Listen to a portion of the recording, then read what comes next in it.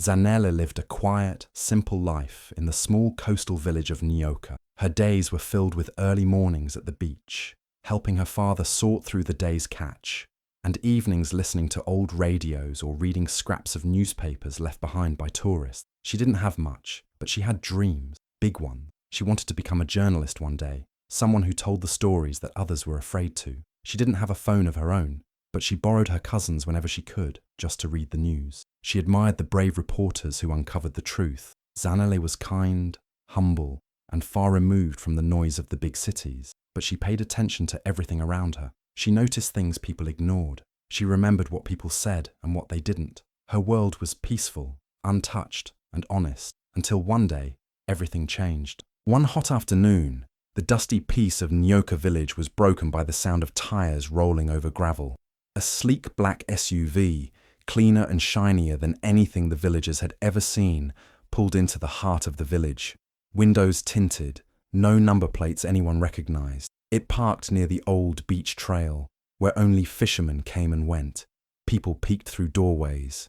Kids stopped playing. No one ever came to Nyoka without a reason. The man who stepped out was tall, dressed in simple but expensive-looking clothes. He wore dark sunglasses that hid his eyes and a cap pulled low. His name was Musa, or at least, that's what he told them.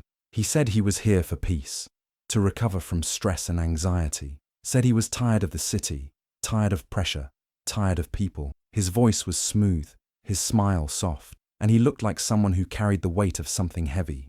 At first, people kept their distance. Nyoka didn't get many strangers, and definitely not ones who rented an entire villa by the sea. But Musa didn't act like a spoiled rich man. He greeted the elders. He tipped well. He bought fresh fish every day from Zanele's father. He even paid for repairs to the village borehole, which had been broken for months. Slowly, the villagers warmed up to him. They started saying, "He's a good man, and he hasn't forgotten his roots." No one questioned where he came from. No one asked what he was running from. Behind closed doors, however, Musa was very careful. He barely made calls, and when he did, he stepped far from the house. He didn't talk about his past or his family. He only ever said, "They wanted too much from me." What the village didn't know, what Zanele didn't know, was that Musa wasn't there to relax. He was hiding, running, escaping a scandal that hadn't yet exploded. A few weeks before arriving in Nyoka, Musa had been caught on security footage in a hotel with a woman named Elikia Moyo. Elikia was not just anyone. She was a fierce, investigative journalist, one of the best. She had been digging into a corruption case involving powerful politicians, and her investigation had led her straight to Musa's father, Minister Bwalia. She was bold, brave, and dangerously close to exposing everything. But then, suddenly, Elikia was found dead, strangled in her hotel room. No forced entry, no suspects, only whispers that Musa had been the last person seen with her. The media buzzed for a few days, but without evidence, the story faded. The minister's people handled it, cleaned it, paid the right hands. Musa was quietly sent away, and Nyoka, quiet, disconnected, peaceful, was the perfect place to disappear. So while the villagers welcomed him, and Zanele slowly began to smile in his presence, Musa kept a secret, buried deep. He told himself it was over, that no one would find out, that Elikia's story would die with her. But the truth doesn't stay buried forever, and neither do killers. Musa thought he had escaped, thought Nyoka would cover him like a blanket, but he didn't know that fate had other plans, that the girl selling fish on the beach would one day become the key to his downfall, that in trying to bury one truth, he was about to awaken another, one that would rise louder, stronger, and bring everything crashing down. It all started on a quiet afternoon at the village market. Zanele stood at her family's stall, arranging baskets of fresh fish like she did every day. Her hands moved quickly, but her eyes were focused on the people passing by. She always noticed things. That day, Musa walked past her stall for the first time. He was wearing a simple white shirt, holding a bag of fruit, and for a second, he looked like any other traveler. But when their eyes met, he smiled. Not the forced smile strangers give, but something slower, softer. Zanele looked away quickly, unsure how to react. From that day, Musa started showing up at the market more often. He'd stop by to buy fish, even when he clearly didn't need any. He asked Zanele about her day, complimented her neat stall, and once even bought fish just to give it away to the children nearby. Zanele didn't trust him at first. She had heard the elders whisper about the man in the black SUV. Some said he was hiding something. Others said rich men never came without reason. But Musa was different when he spoke to her. He didn't act superior or arrogant. He listened. He asked questions. He remembered small details. It wasn't long before Musa started visiting her family's home near the shore. He brought gifts, sugar, rice, a new fishing net for her father.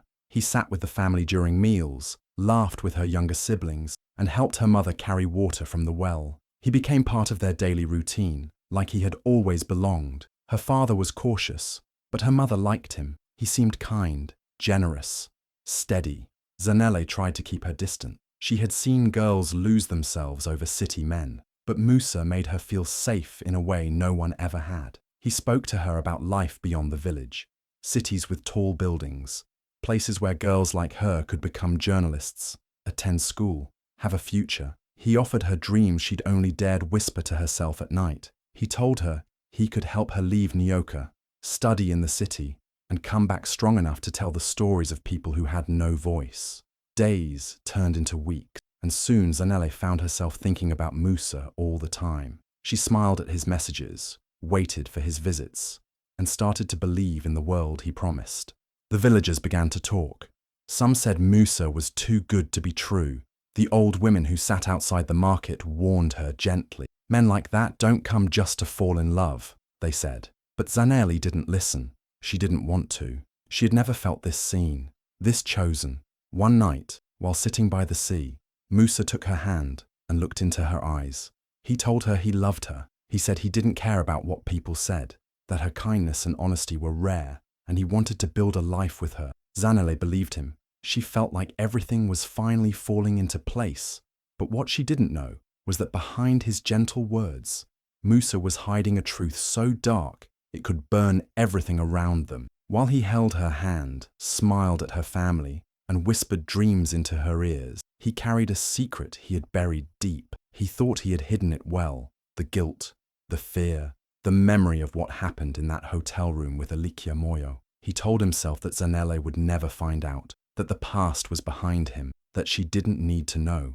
But secrets have a way of rising, and love built on lies always crumbles. Musa had started something dangerous. What felt like romance was slowly turning into something else. A trap, a storm waiting to break. And Zanele, too innocent to see the signs, was walking straight into the eye of it. Zanele moved around Musa's villa, straightening the cushions and folding clothes, like she had done many times before. It was quiet, and the sound of the sea in the distance made everything feel normal. But nothing about what happened next would ever feel normal. As she bent to collect a few socks from under the bed, something caught her attention. One of the socks was unusually heavy. Curious, she reached inside, expecting maybe coins or keys. But instead, her fingers touched something sharp-edged and small. She pulled out a micro-memory card. Her first instinct was confusion. Why would someone hide a memory card inside a sock? A strange feeling settled in her chest. Something about it didn't feel right. Her hands gripped it tighter as she looked around, suddenly aware of how alone she was in the room. Thoughts started racing. What could be on it? Was it just music? Old pictures? But if it was something innocent, why hide it? She slipped it into her pocket and walked out with her heart thudding against her ribs. She didn't wait for Musa to come back. She just needed to know. That evening, when her younger brother Kwame fell asleep, she took his phone and locked herself inside their small storage room. The light was dim and her hands were shaking, but she managed to slide the card into the slot. A new folder appeared on the screen. One file stood out. It was labeled TempCam 2. She hesitated for a second before pressing play. The video opened with grainy footage from a hotel room. There was no sound, only the low-quality black and white image of a woman standing near the window. Her movements were calm, purposeful. Zanele didn't recognize her right away, but her presence demanded attention. The woman looked strong, like someone who didn't scare easily. The timestamp was from a few months ago. Then Musa walked into the frame. Zanele's breath caught in her throat. He looked the same, maybe more tense, but still calm. The woman turned to face him. They argued. Musa pointed at something. The woman stepped back. Then, in a sudden blur, he lunged at her. Zanele's eyes widened, her body frozen. She watched him wrap a belt around the woman's neck, saw her struggle, saw her fall. Then Musa looked straight at the camera. The screen went black. Zanele couldn't move. Her heart was pounding so loudly she thought the entire village might hear it. The name hit her like a hammer. Elikia Moyo. She remembered her face now. The journalist who had disappeared. The woman who was on the news, known for chasing dangerous stories. People had whispered she was silenced. Zanele had never imagined the man they were talking about was the same one who sat at her family's table, who looked into her eyes and promised her a future. Everything started spinning. She pressed her back against the wall, the phone clutched tightly in her hand. Her thoughts were a storm. The love she had felt, the dreams she had shared, the future she had begun to imagine with Musa, all of it shattered in a second. He was a killer, a liar, and she was in love with him. But something else grew in her chest. Fear. This card, this tiny piece of plastic, held the truth Musa thought he had buried. He had probably searched for it, thought he had destroyed every piece of evidence, but it was here, in her hand, and now she knew. Zanele realized the danger she was in. If Musa found out she had seen this, he wouldn't hesitate. Just like Elikia, she could disappear too. This wasn't just a broken heart, it was a life or death secret, and now she had to decide. Stay silent and survive, or speak up and risk everything. She walked in with her heart pounding, fear and anger tangled deep inside her chest. He looked surprised, offering a soft smile like nothing had changed, like the world hadn't flipped upside down. But her eyes didn't soften, and her lips didn't curve. She went straight to the point, her voice trembling but sharp, asking him what happened in that hotel room, asking him why. At first, he pretended not to understand. His laugh was awkward, forced, a little too loud for the quiet room. He shrugged like it was all a joke, like she was being dramatic. But when she told him she'd seen the video, that she knew about the hidden memory card, the color drained from his face. His body stiffened, his lips parted, but no excuse came out. Then slowly his legs gave in and he sat down, burying his face in his hands. He didn't speak for a while. When the words finally came, they were broken, soaked in panic and guilt. He said it wasn't supposed to happen, that everything spiraled too fast. He said she threatened to ruin everything, not just for him, but for his family. And then came the tears. He cried hard, like a boy caught in a nightmare he couldn't wake up from. He talked about pressure, about expectations, about fear. He said he never meant to hurt anyone, that it was a mistake, that he was pushed too far. He claimed he tried to stop it, that it wasn't planned, that it just happened. His voice cracked as he begged her not to go to the police, not to show anyone the video. He said it would destroy them both, said no one would believe him, said she was the only one who could protect him now. He reached out slowly, carefully, like she might shatter if he moved too fast. His words turned soft, full of promises. He swore he loved her, that it wasn't just lies, that he wanted to change, start over, that they could still have a future, somewhere far from here, somewhere no one knew their names. He said everything could be okay if she just stayed silent, but nothing felt okay. She didn't move, didn't speak. Her mind was racing, her heart torn. The person standing in front of her wasn't the same one who had told her about dream, about the world beyond the village, about love. Everything felt poisoned now, every smile, every moment, every promise. Her body was frozen, but her soul was screaming. She didn't believe him, not anymore, not after what she saw. But she was scared. She didn't know what would happen if she said the wrong thing, made the wrong move. Would he hurt her too? Would he run? Would anyone believe her if she told the truth? She felt stuck, like she was standing at the edge of something sharp and endless. And the person she once trusted more than anyone was now the reason her world was falling apart. She said she needed time. Her voice was steady, even though her heart was shaking inside. She told him she just wanted one day to think, to breathe, to figure things out. He nodded slowly, eyes still red from crying, but there was something strange in his silence, something cold. He didn't argue, he didn't beg. He just smiled, like he already knew what her answer would be. The next morning came, with clear skies and soft waves brushing the shore. He showed up early, holding flowers and a small box in his hand. His energy was different, lighter, almost excited. He told her he had a surprise, said he wanted to make things right, that he had planned a boat trip, just the two of them, away from everyone, just peace, love, and the sea. Said he wanted to propose, said they could leave the village behind and start fresh, somewhere far away. She forced a smile and nodded, even though her stomach twisted with every word he said. Her instincts screamed, but she hid it well. She agreed to go, not because she trusted him, but because she needed to know what he was really planning. Deep down, she felt something was wrong. His words were too smooth, his eyes too calm. It didn't feel like love, it felt like something else. The boat was small, rocking gently as they drifted away from the coast. He talked the whole way, about their future, about dreams, about places they could escape to, but she barely heard him. Her eyes stayed on the water, her hands gripped the edge. Her heart beat faster with every mile they moved from shore. Then came the silence. He stood behind her, too close. She felt the shift in the air, the quiet tension building. Her breath caught in her throat. She didn't turn around. And then it happened. No warning, no words. Just a hard push from behind. Her body flew forward and hit the water with a sharp splash. The cold rushed over her like knives.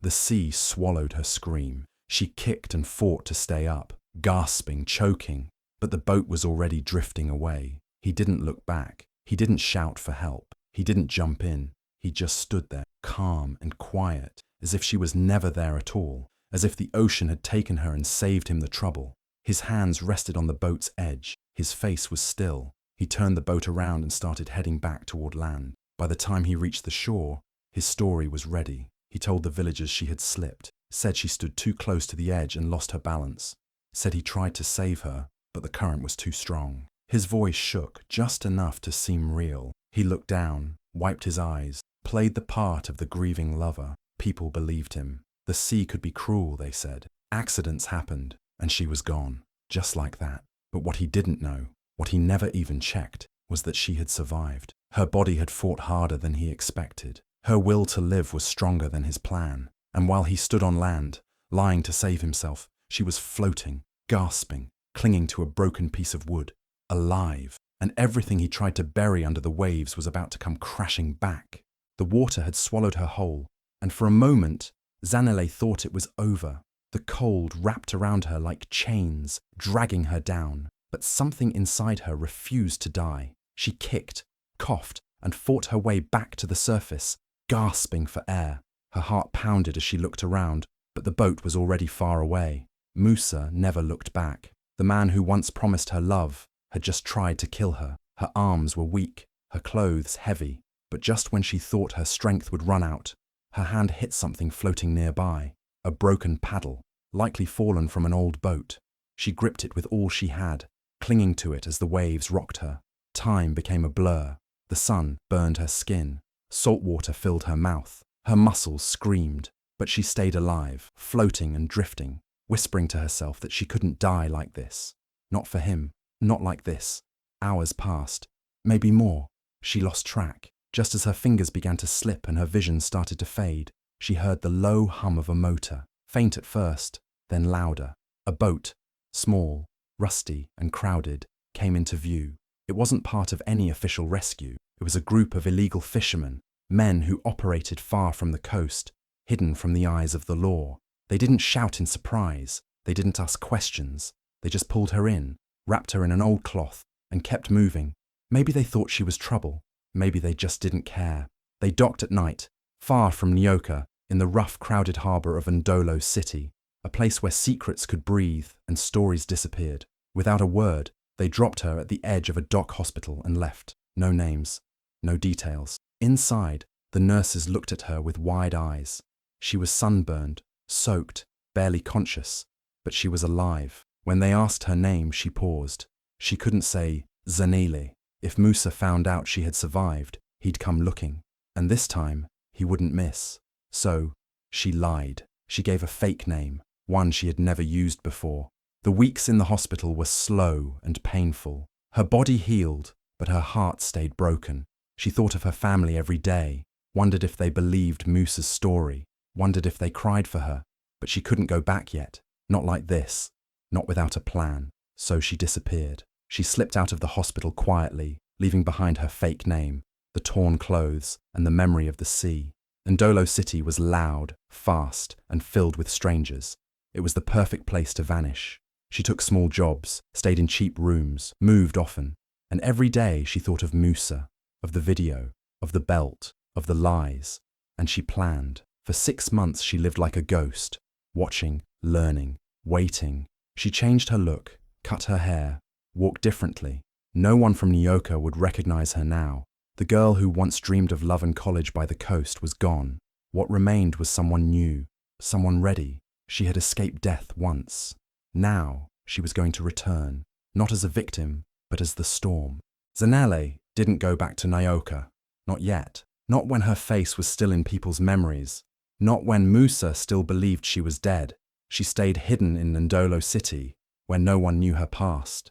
She worked quietly, earning just enough to survive. She cleaned in hotels, sold fruits on the roadside, and sometimes helped in a printing shop. She saved every coin, ate simply, spoke to no one unless she had to. Her days were quiet, but her mind was loud. She still had the memory card, the one with the truth. The video of Musa killing Alikia Moyo. She kept it wrapped in cloth, hidden deep inside a pillow she stitched herself. Sometimes she pulled it out just to look at it, to remind herself why she couldn't give up.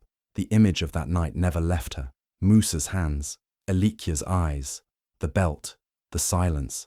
Zanele knew what she could destroy everything, but only if used at the right moment. Meanwhile, the world outside was moving fast. News flooded the streets of Ndolo. Minister Bwalia, Musa's father, had launched his re-election campaign. His face was everywhere, on posters, billboards, buses. He smiled big, spoke loud, promised change and peace. Musa stood beside him in many photos, dressed sharp, waving, clapping, pretending to be the perfect son.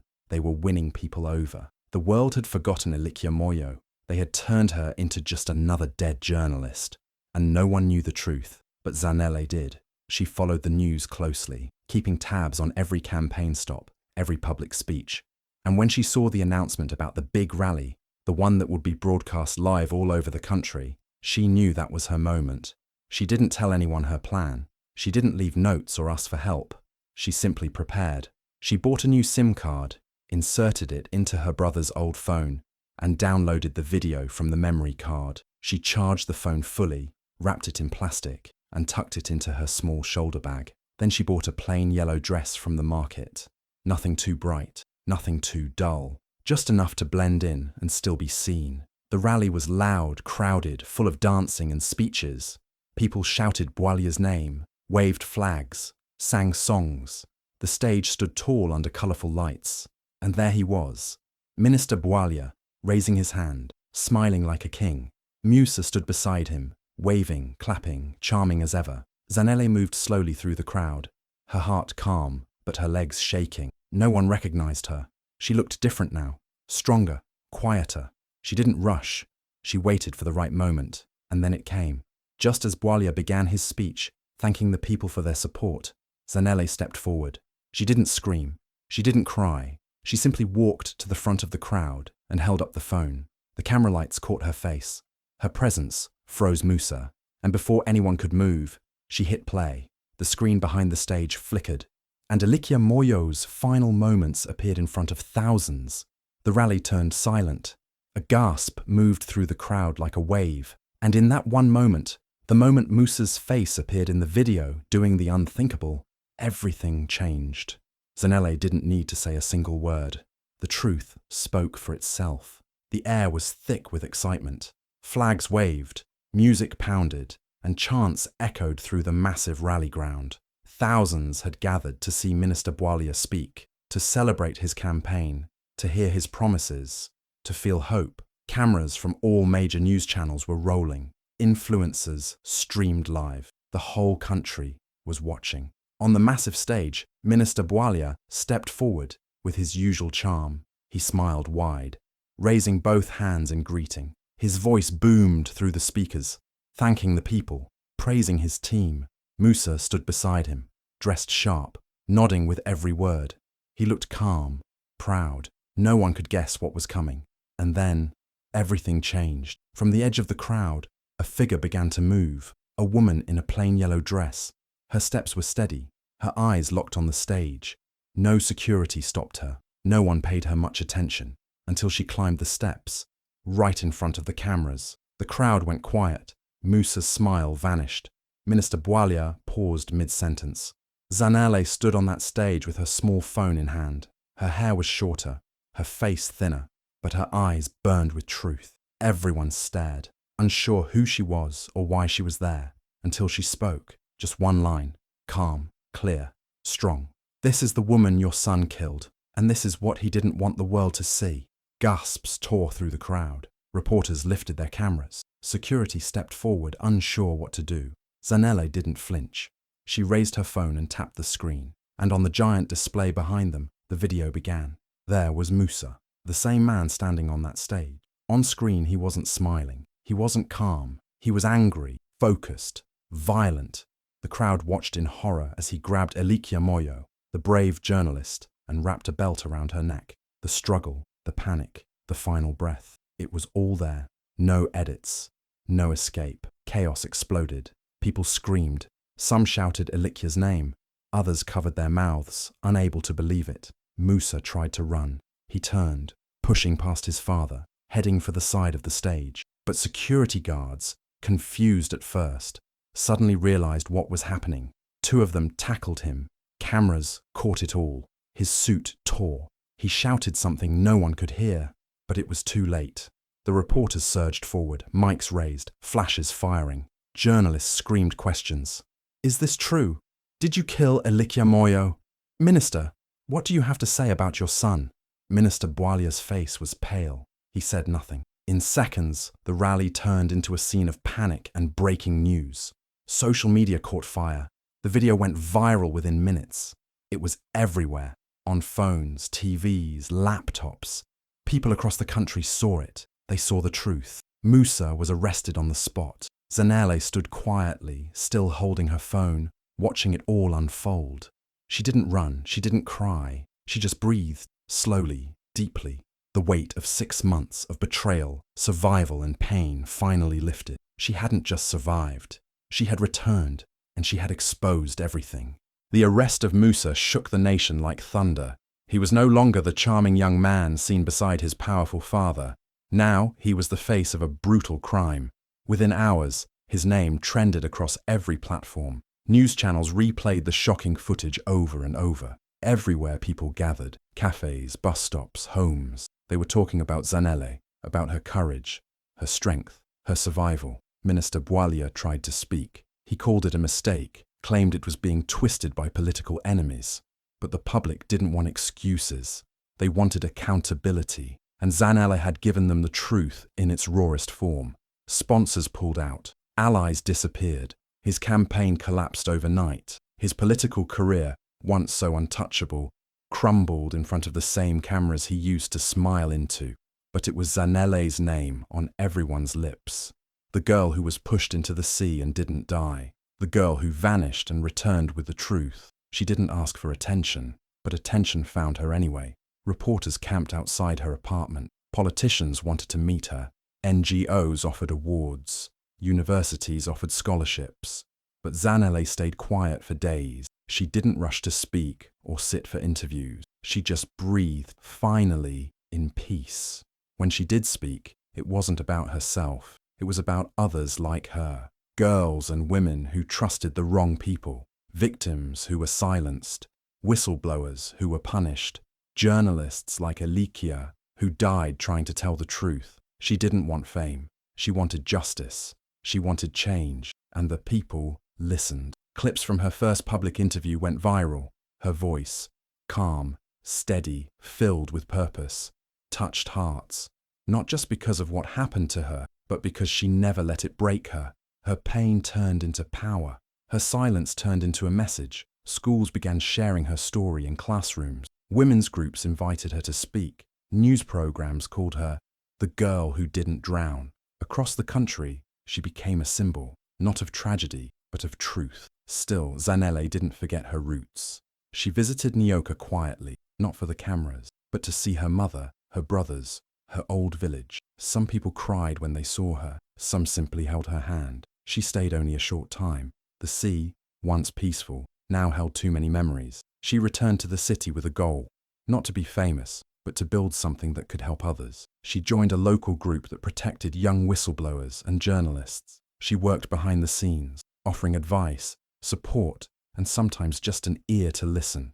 Her face may have been everywhere, but she stayed grounded. She still wore simple clothes, still walked to work, still avoided crowds. But people who passed her would often stop, smile, and whisper, "Thank you." Because in a world full of lies, Zanele had chosen the truth. And in doing so, she lit a fire no one could put out.